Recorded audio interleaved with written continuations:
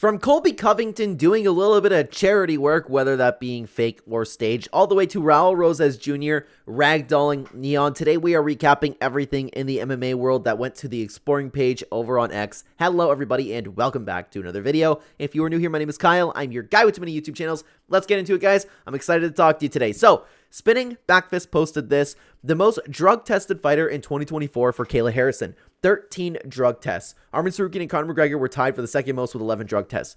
Yeah. Wow. 13 drug tests. She passed, eh? She passed. Look at that jaw. Look at those muscles. Look at the shoulders. Yeah, she's completely natural. 1000%. I totally believe it. McGregor and Kayla Harrison isn't failed a drug test is proof that these testing systems have a lot of loopholes. Yeah, you think? You think, dude? And I kind of agree with this one. Why is Conor even getting tested? Maybe so there can be some headlines about him. But yeah, there's no chance in hell Kayla Harrison is natural. But let's continue on. And okay, this one I saw. A post from Championship Rounds. The UFC account asked Shavkat what his New Year's resolution is for 2025. His response was just no. Dude, Shavkat's locked in. I don't understand why, but whatever.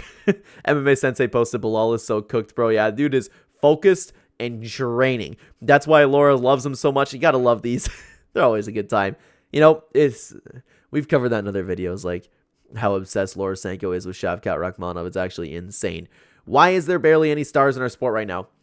To be honest with you, he is right. He's right. Like, a lot of fighters do need to do a little bit better at promoting themselves, but I do agree with the comment over here. It's funny because the people with broken English are the biggest stars in the UFC. Yeah. I feel like most of the stars in the UFC are kind of like irony meme stars because they're all just foreign dudes who can't speak English. And yeah, guys like Shavkat Rakhmonov and guys like Alex Pereira are exactly it. Like, it's actually funny how it works sometimes, man. Okay, let's get into the elephant in the room for today, though. Homa Fight posted this. Colby Covington was seen feeding the homeless on his Twitch stream and wishing him a Happy New Year. Let's watch this together. Here you go. Happy New Year, brother. You got water there. Are you cold? Are you cold? Yes, Yeah? Okay. You want a sweater? you have any pants also? I got some. Now, I got a okay, sweater. it's a nice thing to do. It is. One, I'm not above this being staged. It could very well be staged, and that would not shock me one little bit. I just hate the fact... Oh, actually, does he even show him? I think he does. Here. Hang on. You want a water? Here you go, brother. Yeah, he does. God Okay. bless, man. Happy New Year. This is what I don't like, because you can do such charitable work, you can do such great things, and I do believe that Colby Covington is a good guy outside of his character. I do believe that. We've seen enough of it. I hate when people record their charitable acts and record people at the very lowest point of their life just saying, hey, look at me, look at this great thing I'm doing. It rubs me the wrong way every time that I see it. New Year. Happy New Year! Let's make it the best year yet. Yes, 2025 gonna be the bomb. Let's do that. Love the mindset, the perspective. Thank you, sir. Take care, brother. What's he gonna do with that, though? All the best. But, like, honestly, like, it's a good thing to do, so I have a tough time criticizing it, you know what I mean? Like, it's better than not doing it at all, but it rubs me the wrong way. Taking a camera to film yourself giving to people in need is nothing more than a publicity stunt. Showing these guys in need on camera as well, there is no need for it. Don't get me wrong, it's good they're getting help, but leave the camera at home when you're doing it. I agree with this. I think it's very well said.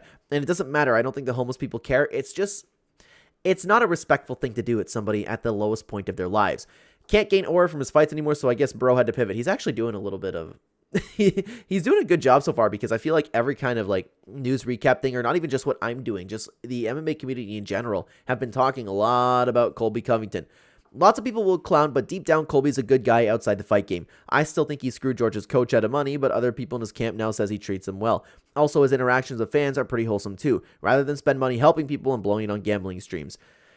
I do believe, like I said, guys, I do believe he's a good guy, and I believe that everything's a character, and I know I'm going to get the comments down below saying something along the lines of, oh, well, you just can't, that's a cop-out, because Colby's actually a scumbag, and he can hide behind being a character.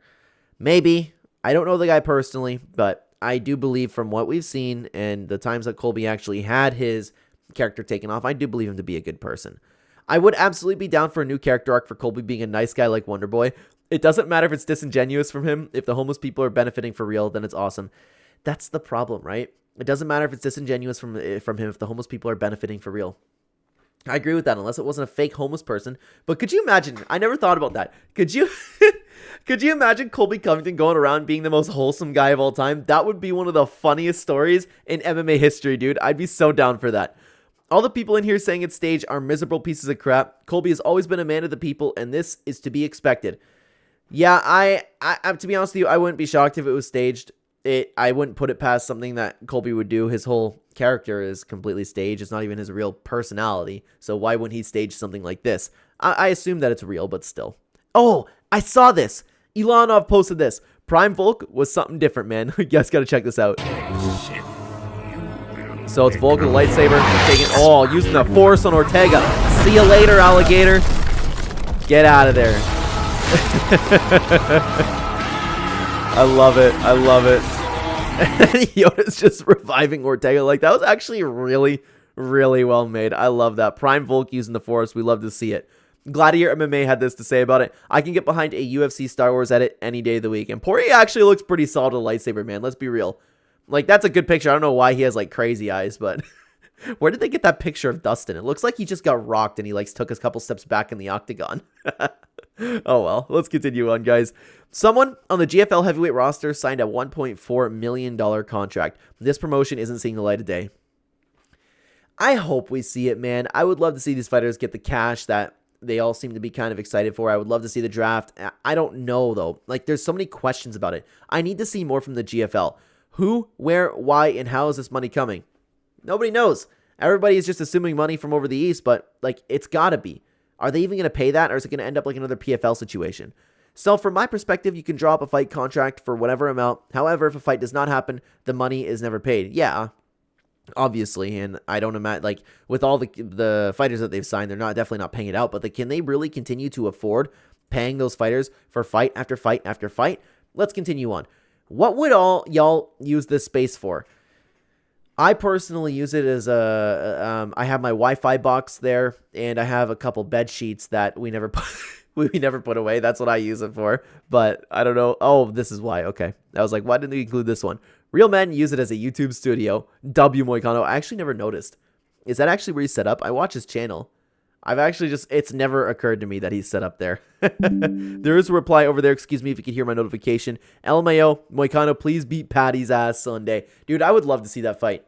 I like Patty Pimlet. I'm a fan of Patty Pimlet, but man, they would do numbers together with the trash talk that they could do. Let's continue on to championship rounds. Raul Rosas Jr. grappled with the streamer Neon and had him begging not to choke him out. Let's watch this together. Okay. Really, dude? Now it's personal. Now it's personal. All right, let's go. It's a little shocking to me that, like, I mean, I know it's all for fun and games, but I don't know, like, they hype themselves up and they're going to get destroyed.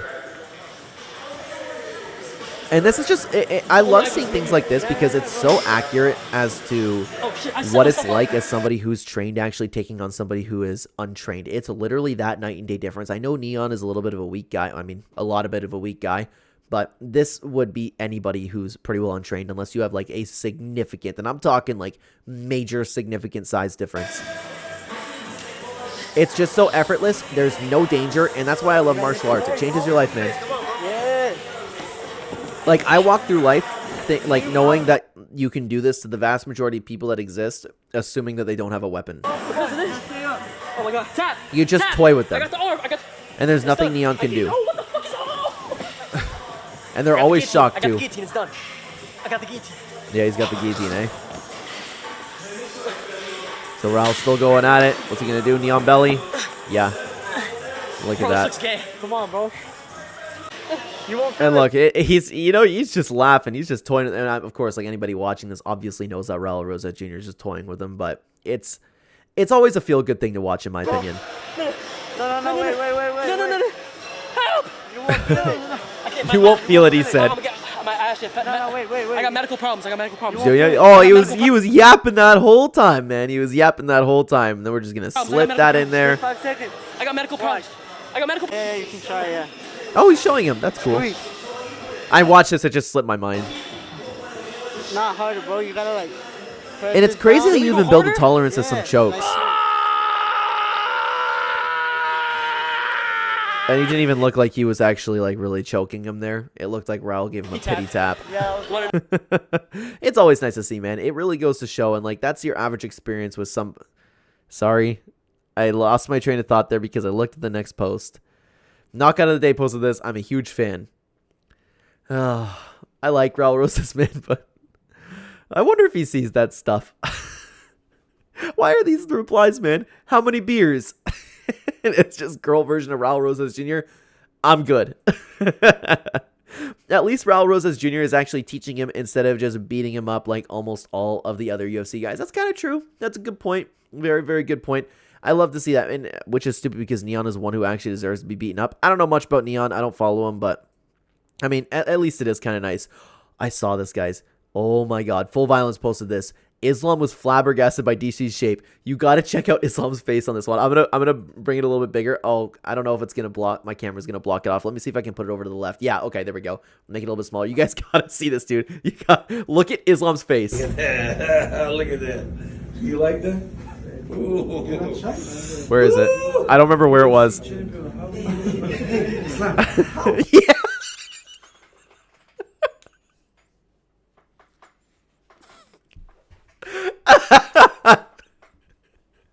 I love Islam Makhachev, guys. He makes for such unintentional humor. Like, hang on, look at this. How priority?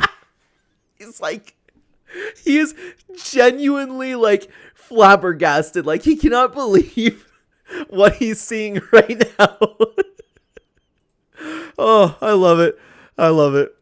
Let's continue on. MMA Sensei replied to that and said, bro, I love DC, but this is actually sad to see. It is, man, but I don't know. It's a little bit weird because he's always been overweight, but he's just getting worse and worse, right?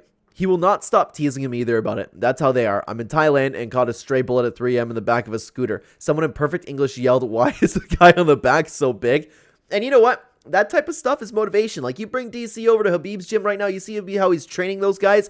Dude, DC would lose all of that fat very, very quickly. And I've seen this meme about 1 million times. Daniel Cormier facing off against Stipe Miocic. Mark Goddard not even wanting to look. What is he doing, by the way?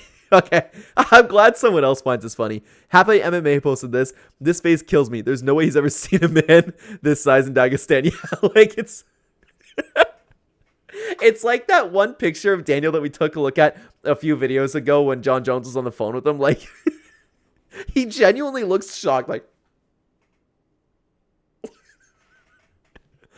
Oh. Let's continue on, guys. Okay. Colby Covington's back in the news. Championship Rounds posted this. Colby Covington says there's a possibility he moves up to 185 in the future and says he'd entertain a fight against Sean Strickland. I don't think Strickland is anything special. He's very limited. He's just a cardio kickboxer. At this point, Colby doesn't even have the cardio to keep up with them. And man, like, Colby's probably a 55er, if anything. He wouldn't do well at 155. I actually think that Sean has the capabilities of finishing Colby. And I'm not sure if I just said 155 or 170, but Colby would not do well at 170. But even then, like, if he cuts down to 155, would he beat Chinny? That is not a good move for Colby. He needs to fight some guy like Stephen Wonderboy Thompson in order to do well, because unfortunately, I do believe that Colby's washed at this point. Why stop at 185? 205 time. Let's see Yuri versus Colby. Yeah. Could you imagine Colby actually winning that one? The yap session that would go on after that would be kind of funny. Yeah, a small welterweight, go to middleweight. Sounds like a great idea, especially with how he's recently been fighting.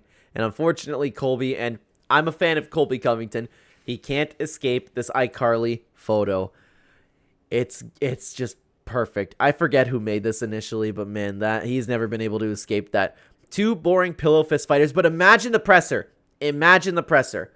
Colby, like, going over the line like Dricus du Plessis did. That would so happen.